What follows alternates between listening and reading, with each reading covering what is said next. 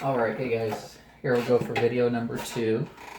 This one will be assembling a rear axle with rear steering with a spool. Of course, that combination is very uncommon. We do run rear steering on our trucks, myself, Larry, and James, quite often. And generally, it's on certain surfaces, specifically like the test track.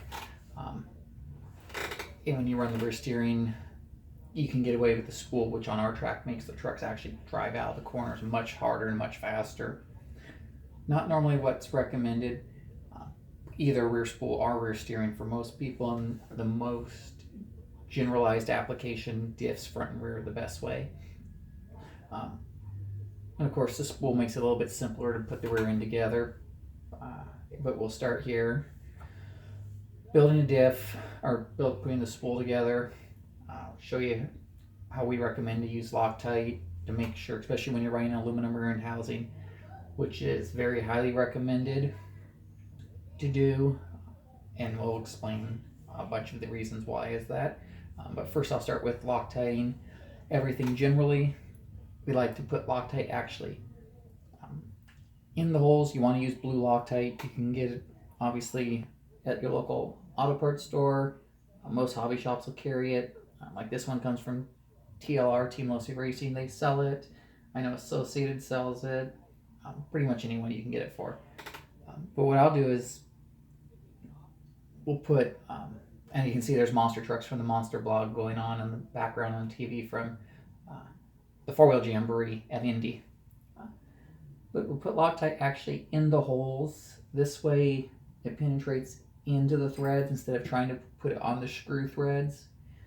And then what happens is sometimes if it doesn't sit well or set long enough, it'll just run right out of the screw threads as soon as you start to tighten everything down.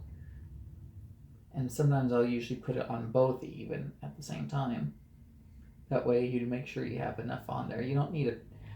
It's just essentially acts as a lock nut. And then you don't have stuff loosening up quite as often. You still have to keep track of it.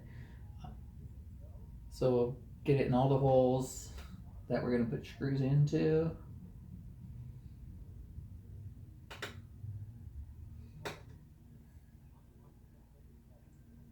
Of course, this is the Vanquish servo mount, but those 4 screws obviously hold your servo in, so that's why we put them on there. The Vanquish locking C-hubs.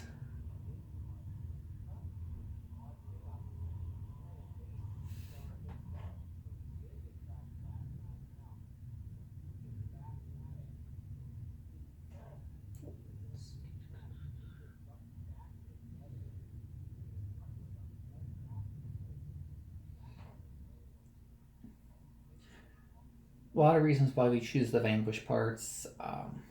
Their quality is pretty much as good as it gets. Just the materials they use, how precise they machine everything. Sometimes it's so precise the actual anodizing layer affects the way things go together, because their tolerances are just, they're machining everything to their tolerances that tight. So sometimes stuff's a little tough to get together, but once it's together, there's nothing that compares. So, but it's nothing that an average builder that's worked on stuff before can't handle. In regards to the Vanquish axle housing, the reason we go this way, they are a little bit more initially. You're looking at about, I think your average is $85, whether you get it from a store, your local hobby shop, or eBay, or anything online. Actually, we were in Ohio at the 4-link nets, and the local store there had them for $74 per housing, which was a killer deal. But what happens with the plastic housings, initially, you're into the housing for $12. Then you have a $35 set of axle tubes you put into it. After a little while, in a monster truck application with big tire, especially with the really big power that we run, the bearings, with so much load being put on the pinion, because of course the pinion, when it's in there, it's trying to twist off the ring gear when you're applying load. And that just slowly but surely starts to open up and oblong the holes in the plastic housing. And it's not even much movement that it takes. And what happens is you get a little bit of play in there, you'll start slipping teeth on your ring and pinion. You replace your ring and pinion, and you may have to replace the bearings, your pinion bearings too, because they'll start to get play in them too. It won't take long until you actually are going to be probably taking another set of ring and pinion gears out, because as soon as you start to get that deflection in there, no matter how tight you shim the ring and pinion, which you can shim it tight beyond where the gear should be running, it'll just still end up eating itself up, because it'll just start to open up the hole in the housing more and more. And when you're at a $30 pair of ring and pinions, you eat one set of those up, the Vanquish housing will pretty much have been paid for at that point. Weight difference, if you're running a plastic housing with aluminum, this is of course all apples to apples. So plastic housing with aluminum bearing caps, all the other parts are the same. As long as you have aluminum tubes, the difference in weight on the Vanquish housing and the plastic would be 1.2 ounces approximately when we've scaled them, which is nothing. If you have steel tubes in your axles, you're going to be at the same weight as the Vanquish housing. If you're that concerned about weight, if you're running an axial servo mount, you can switch to the Vanquish one, which is got milled, it's thinner. It actually takes about 4 grams of weight back off the axle. So now you're back down to an ounce of a weight difference, which in an 8+ pound truck, you're not going to feel, no matter what anyone says. There's not going to be any hindrance of performance. Actually, we have found a lot of gains in the performance by having the heavier axle housing. One thing is it actually gets the suspension to react and respond a little bit quicker when the truck lands. Helps the truck settle down. And again, there's been no hindrance. We can produce so much power that you don't have to worry about it. Okay, now we should be good on the Loctite setting up. So first thing we're going to go do is we have our spool. I forgot to put the Loctite in those holes, but I'm not going to let that stop me at this point. So again, moral to the story, if you can afford it or it's worth saving and waiting a little bit longer, definitely go with the Vanquish aluminum housing. It'll save you a lot of headaches in the long run, and it's just, they really are that nice of a piece. They wouldn't be on our trucks, and I know no way I would put them on my trucks personally if there was not a huge benefit to them. Coming from the off-road side of racing,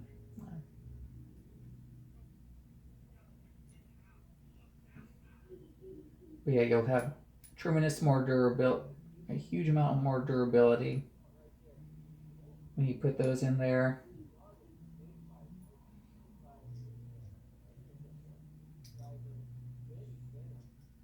This one's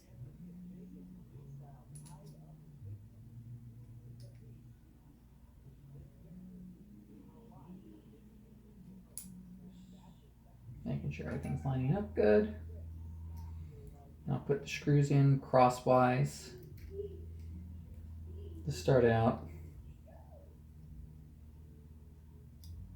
Snug them. You actually would like to get these pretty tight, but you gotta be careful. You can take the head right off the screw. I actually had one bind up on me one time, and it happened. I was running a longer screw than what these particular ones are, so it came out the back side of the spool. So I was able to get it out, so it was no big deal.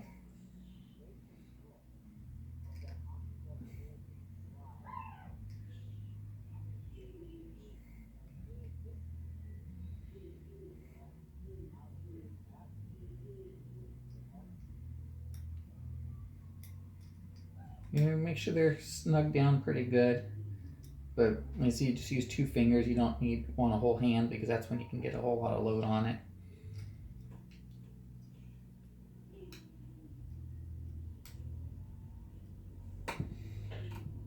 And next will be bearings, and then we will go on to ring and pinion, getting them in the rear ends and get everything set. So the Vanquish housing comes with a much larger inner pinion bearing, which is great. Helps support the load.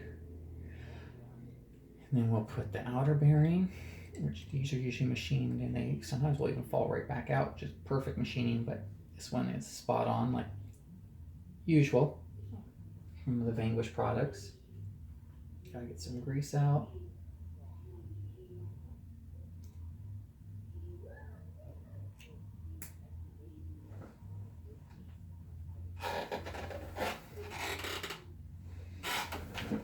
And when it comes to setting up for pinion shimming, with the Vanquish housings, every single one that I've put together, and we're looking at, this will be the 7th or 8th housing that I've put together with the rear end or front end using Vanquish housings.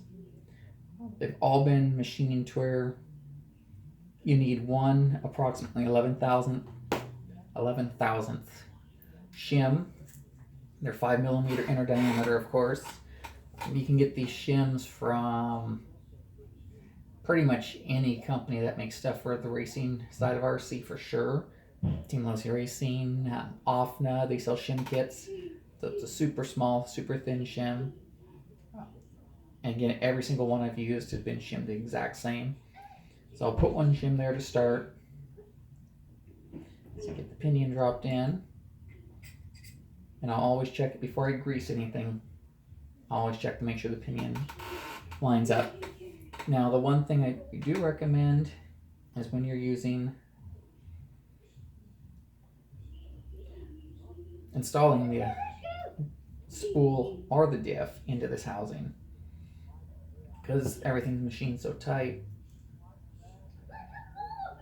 What we will do is, I will actually let me put some Loctite in these holes. I'm just going to do, because if it's right, I don't want to pull it back out. Once it goes in, I like to leave them in.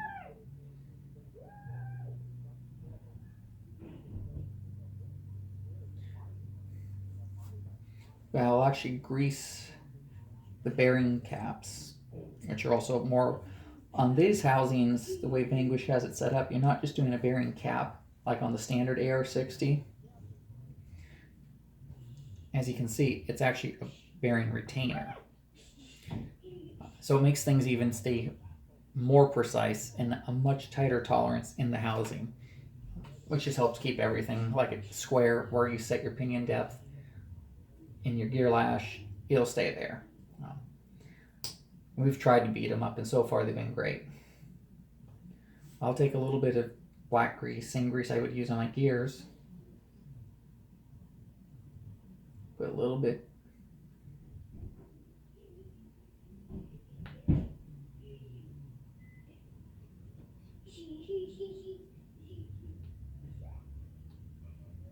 Just so when it slides in, because sometimes they are a little tight.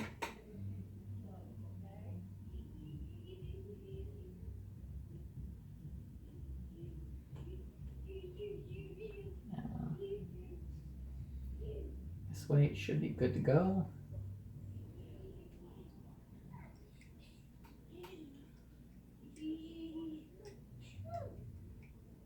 Perfect. Okay. And most of the screws you'll see we'll be using black oxide screws. Pretty much everything externally. The only screws I do sometimes I'll use the screws that come with the rear ends, which are there, appear to be stainless. They could also be zinc coated, but I'm not sure if they are zinc coated or not. So now, being everything seems to be right, I'll put a few of these in. Get the diff set, just barely snug it. Make sure everything feels right, and then from there, if it is, then we'll grease the ring gear. which will of course coat everything slowly. Then you're not doing it and getting all of your hands as much once it's already seated in there.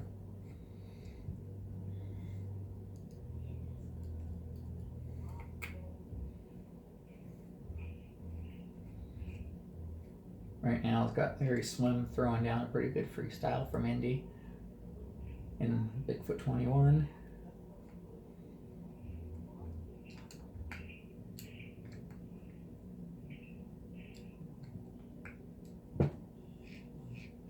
Okay, nice and smooth, and then easy way to check it. I'll take that and I'll pull on the rear end so the bearing's like it should be. And just take it and get just a tiny bit of movement. Don't really know if it's going to show up or not. And you just have a little bit of lash in the gears, which is spot on. That's how every single one's been that's been built so far. They've all been the same with that shim. So it puts it right where you want it now. Tighten these up.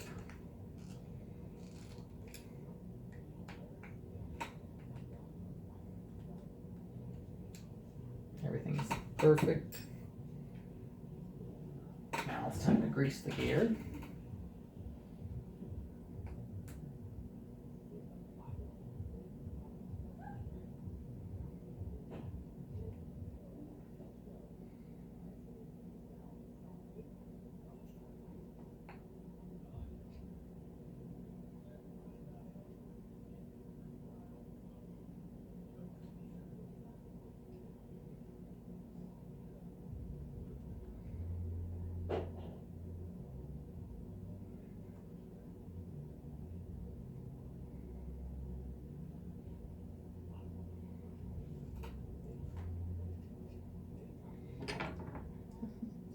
Take it.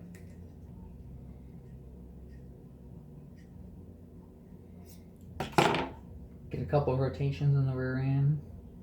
And this was really when it shows exactly where your gear mesh is and also where your pinion depth is. This is riding dead center in the ring gear like you want. Now it's ready to have the diff cover put on. And at that point, the rear end should be able to stay steeled up and should not have to come apart for quite some time. Vanquish diff cover too, we use those. It just finishes off the package, looks good.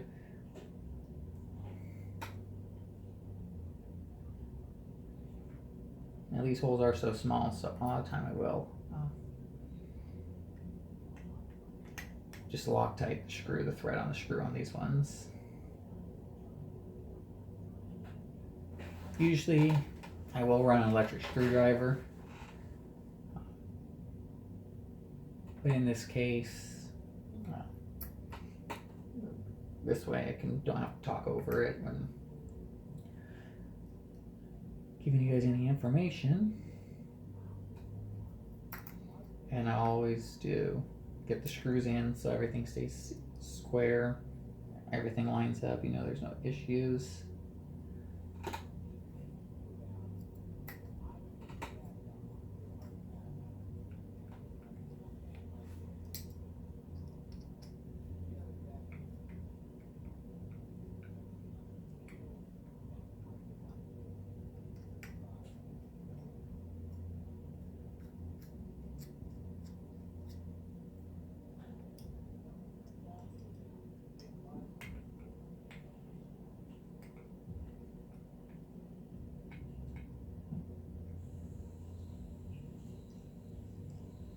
And again, these are 2mm screws. Don't need to get too torque happy on them. You'll break them off in the rear end, and then you'll have a lot of problems. It's not problems you'll want to have either. High-end parts like this, that would get expensive. Next part, I forgot to pull these out earlier. So again, brand new out of package. Link mounts.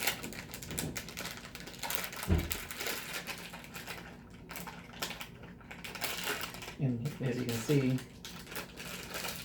Vanquish goes to the extent when they package their parts, they'll have one part in there, the other one they put in the plastic bag so they don't hit each other in shipping to your local hobby shop and then to you, so they don't get scratched, so they look perfect and brand new out of the package.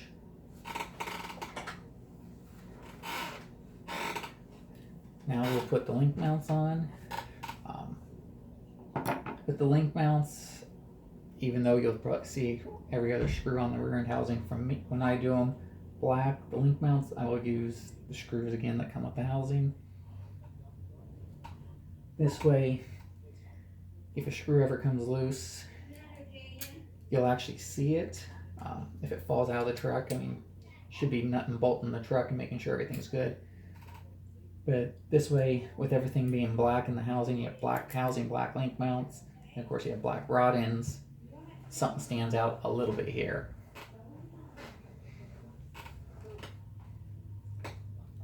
And I'm just doing all black bolt screws on the housings, just because the chassis. These are going to be 3 turnkey trucks we're in process of building for a customer, going to a good friend, customer monster truck, real monster truck racer, and 2 of the trucks are going to another team as well.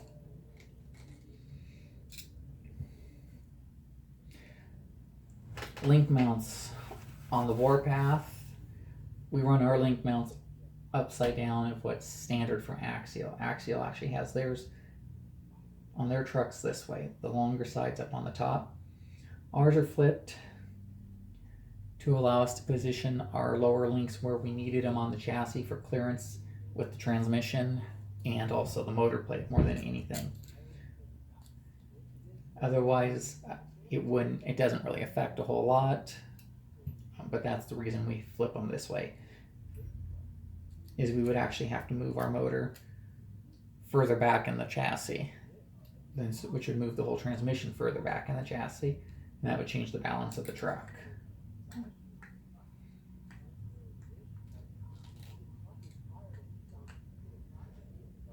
Okay.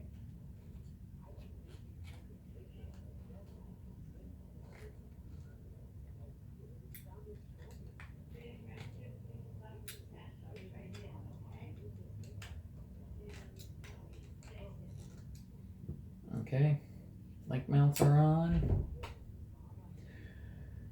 Next will be the axle truss. Personally, I like running the plastic ones for a few reasons.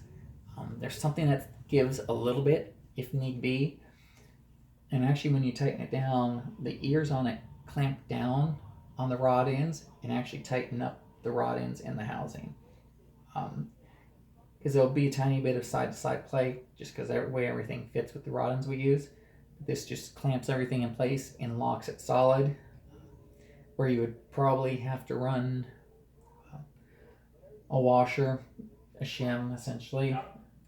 Otherwise, if you ran an aluminum piece, and really there's not much benefit to going aluminum there.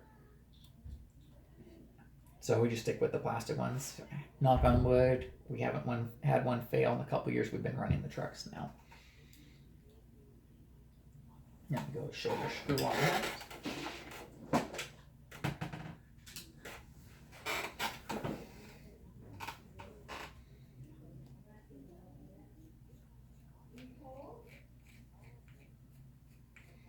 Getting there.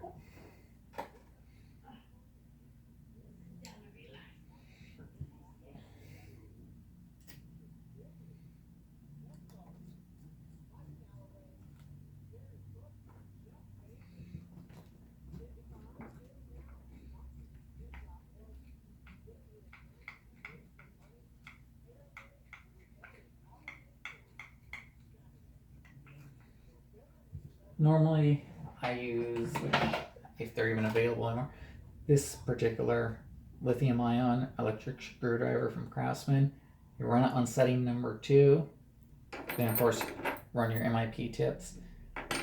This thing's fantastic. Other than the battery's not replaceable, been using that same one for years. It's just the most, has the best ergonomics and is the most comfortable in your hand.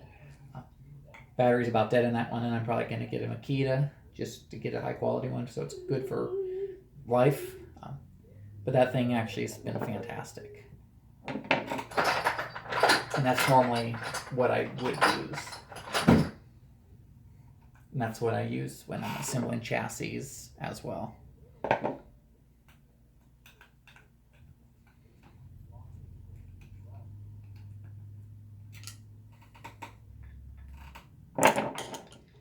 Okay, got a complete housing, everything is ready to go there. Now we'll throw some axles in it. Of course, like everything else, Vanquish locking C-hubs, Vanquish knuckles, Vanquish brass bushings they keep the best tolerance. Vanquish VVDs is what we choose. They have the incision ones if you're on a budget. These ones, if I'm correct, are chromoly. One key with these, if you're running them in a spool, and I'm going to use this for reference, you have to shorten the end of the axle if you're putting it in a diff, because they're set up for a spool. So you'll end up, there's a groove right here, and from that groove to the end of the axle, you want it to be 300 thousandths. I take them on a bench grinder, grind them down, then bevel the edges so it's smooth. I do it on the front and rear. So if you pull your axles off the truck, knuckles, if you're running the same axles front and rear, and you're running rear steer, if you put a knuckle that came off the rear on the front, it's going to go on with no problems. If you're not running rear steer, you're running just straight axles, no problem, but you're probably going to be running a diff anyways. And then at that situation, you're going to need to grind them down as well. And we'll do, on the next video, when we put the front ends together with the diff, we'll get a video and show you our process of grinding them down with a bench grinder, just for someone that isn't familiar with doing that stuff. And I get the bearings in the housing.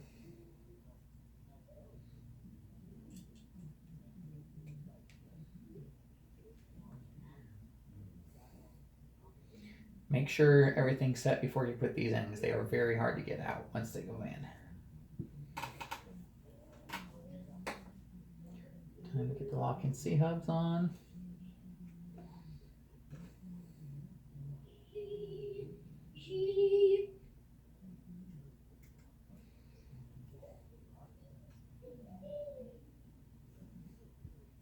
Put a little force to get them on and get them perfect, but once they're on, they're good to go, no worries there.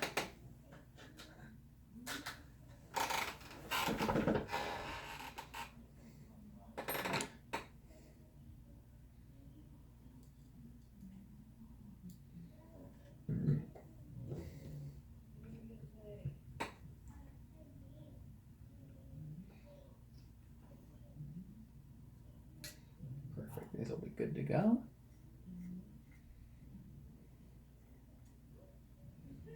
And they're set in.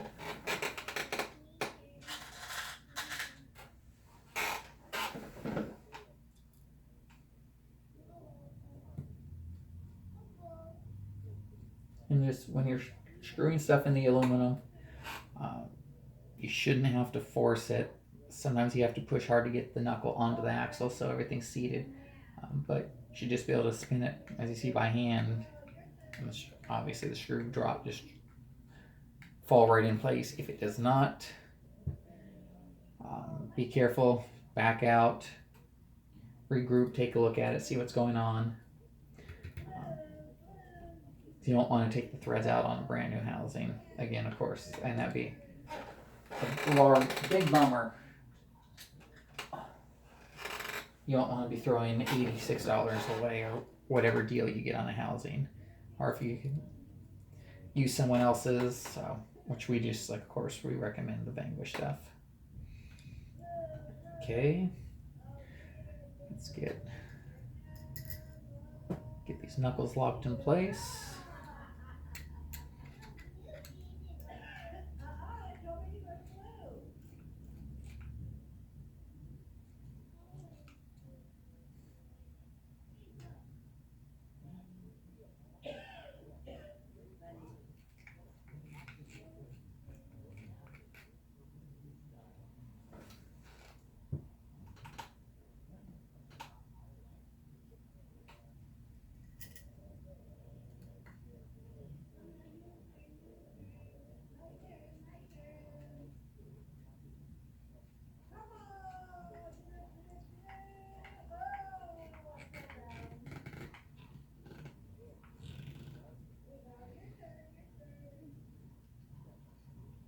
Knuckles on.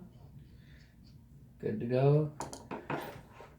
Probably, I'd say sometimes the most stubborn part of the whole thing is getting the bearings in the knuckles themselves. The outer bearing generally will always just drop right in. That's about the most pressure generally you'll ever have to do to put the outers in. With the inner, for some reason, the way the machining is, and again, it's nothing wrong with them, just the nature of the beast. Sometimes they're a little bit of a pain to get them lined up perfect because the tolerances are so tight and it's such a large diameter. It wants to be as square and straight as can be. So I'll generally put the outer bearing in first to give you a guide, and that one went in absolutely perfect. That's how they'll go. But if you don't have the outer bearing in as a guide, sometimes it can be a pain, and that's why I recommend doing it this way. It just makes life way easier. I can see if I can show you trying to get it in the other way. Yeah. That. But there we go. Axles are in. Don't have the hexes at the moment for this housing. I was just waiting for an order from Proline because they're actually going to use Proline short course wheel hexes. They're a clamping wheel hex instead of just using the set screw like the axial hexes go. So they won't want to pull off on the wheel when the wheel's removed from the truck. Sometimes like the axial ones will. Your choice on which direction you want to go, of course. But it's just the direction we're going to be switching our stuff over to. I'll get the bushings in the knuckles. We still have another bearing to put in the house. Let's see here.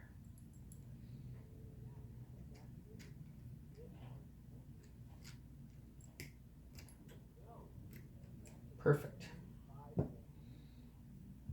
And yeah, I usually try to keep them